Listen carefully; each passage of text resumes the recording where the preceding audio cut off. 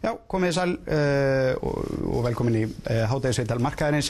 Hann sestur hérna hjá mér nýr framkvæmdastjóri Icelandair, Birkir Hólm Guðnason, vertu velkomin. Takk fyrir. Við ætlum nú bara að byrja á því og best að þú byrja bara á því að kynna manninn. Hver ertu og hvaðan kemurðu? Já, ég frá Akureyri. Ég frá Akureyri og hef verið hjá Icelandair í 8 ár. Lærði í Danmörku í 5 ár, þannig að ég búinn að vera í erlendis í 11 ár. Þannig að það mjög gott að koma heim núna eftir 11 ára fjarveru, loksins. Og tekur bara við þessu starfi, hvernig verður það ekki bara síðustuð? Já, bara 8. maí. En ég er búinn að hoppa svolítið á milli. Ég er búinn að flytja 5 sinnum hjá Icelandair. Þannig að þetta er 5. starfið á 8 árum og 50 flutningum minn. Já. Þannig að ég vona að ég fái aðeins að sitja á Íslandi. Já. Þannig að þú allavega þekkir fyrirtæki vel. Já. Icelandair er svona félag sem allir hafa skoðun á. Þetta er félag sem öllum þykir vænt um og þetta er líka félag sem fólk elskar að hata. Já, einmitt. Það er alveg óhætt að segja það. Fólk hefur áhuga og skoðunir á flugvélunum, flugfreyjunum, sko þeim litum sem að flugvélarnir eru og svo framvegis. 9 manni hljóta fylgja nýjar áherslur og einhverjar breytingar. Já, vissulega koma alltaf einhverjar breytingar, en það sem við megum ekki gleyma að Icelandair hefur fjöldan allan af hæfu starfsfólki og hefur verið að gera mjög góða hluti undanfarin ár, og aðstæður nú stundir eru nú bara þannig að vegna ytri aðstæðna þá verðum við bara aðlaga okkur því, kostnaðarlega séð. Framleiðslukostnaður okkar er náttúrulega of hár og flestra flugfélaga í dag. Við sáum það í fréttum frá Ameríku núna í gær eða í dag að flest flugfélögin eru að huga samruna eða að skera niður í áætlun 20%. Þannig að það er ýmislegt sem við þurfum að bregðast mjög hratt við. Tekjulega séð erum við að gera mjög góða hluti. Tekjur og bókanir fyrir fram í tíman eru mjög góðar og á sama kannski level og í fyrra þrátt fyrir að við höfum skorið niður í áætlun á milli ára. Fólk eru margir viðskiptalegin hafa talað um það, náttúrulega sko það sem að þau fyrirtæki sem standa verst á svona tímum, það eru flugfélögin. Þetta er náttúrulega erfiður rekstur og maður hefur því fleygt í öðru hvoru að þetta sé fyrirtæki sem er nú svo gott sem bara á hausnum. Icelandair? Já, nei, ég er nú ekki sammála því. Ég held að fólk ætti líka aðeins að sjá kannski og dæma Icelandair út frá því hversu vel við höfum komist út úr sveiflum í gennum tíðina. Eftir 11. september var Icelandair eitt af fáum fyrirtækjum sem sýndi hagnað. 2002. Ég held að við séum bara mjög dynamík og fljót að bregðast við. Við erum flexible. Ég þekki í samskipti við þegar ég var í Ameríku, þá var ég miklu samskipti við stórflugvélar eins og SAS og annað, og bóðuleiðirnar og kannski ákvarðanatakan er mikið hraðari hjá okkur. Og svo er náttúrulega annað sem er okkar styrkleiki á nummer 1, 2 og 3 myndi ég segja, að það er okkar leiðakerfi.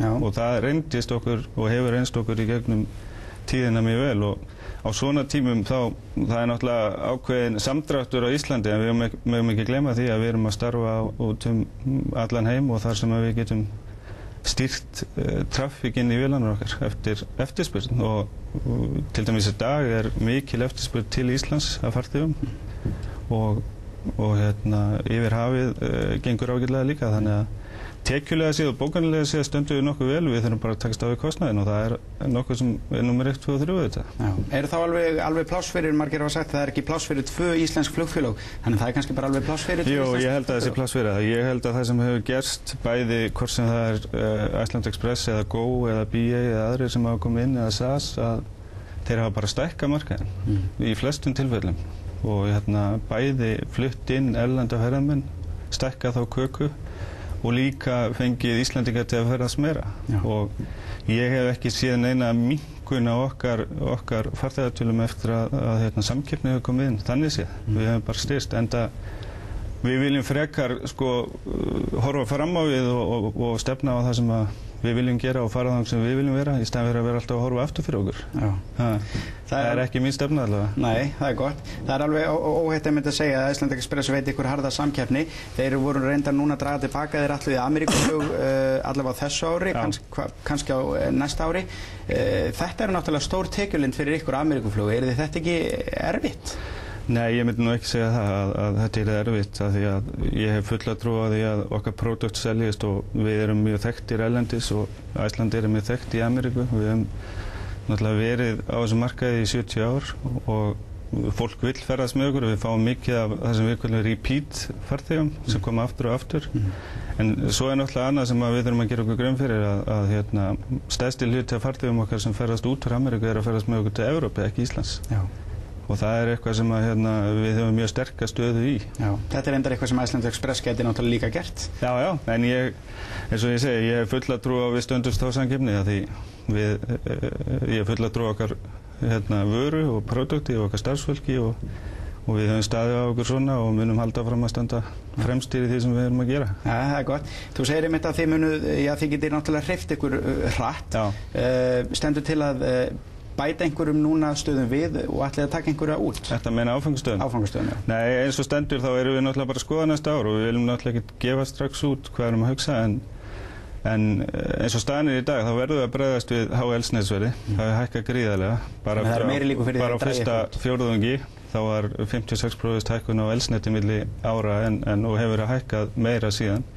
En næstu 12 mánuði þá erum við aðalega að hugsa að aðlaga áætlunina að þeirri eftirspurn og þeim kostnaði sem úti. Já. Þið meiri líkur að þið takja einhver áfangastað út? Þetta með næst sumar? Já, það bara núna og... Í vetur erum við náttúrulega búin að taka út svolítið úr áætlun okkar. Við tókum út Minneapolis í vetur. Hættum við að fljúga á Berlín í fyrst skipti heils árs og við erum að minnka frambúð á meginlandinu aðeins og við ætlum að hætta við Toronto í vetur af því við viljum byggja þann staði upp sem svona sumarstað fyrst áður en við förum í og aðstæður bara leyfa það ekki að við frá því ákvörðun við tekin en að fara í Kanada eða inn á Kanada þá hefur náttúrulega allt breyst í umhverfinu þannig að við verðum, ég held að þeir sem að muni lifa af í þessum bransa eru þeir sem eru fljótastir að aðlaga sig. Já. Einhverju líkur fyrir því Iceland Express dró núna tilbaka að þeir ætli að fljúga frá Egilsstöðum eins og þeir hafa gert í Kaupmannahafnar? Þetta þjónusta sem að þið gætu hugsanlega boðið upp á? Það aldrei að vita en eins og staðan í dag þá erum við ekki með á borðinu. Nei. Þið eru nú búin að vera líka uppfæra flugvélarnar ykkar aðeins. Segðu okkur aðeins frá því.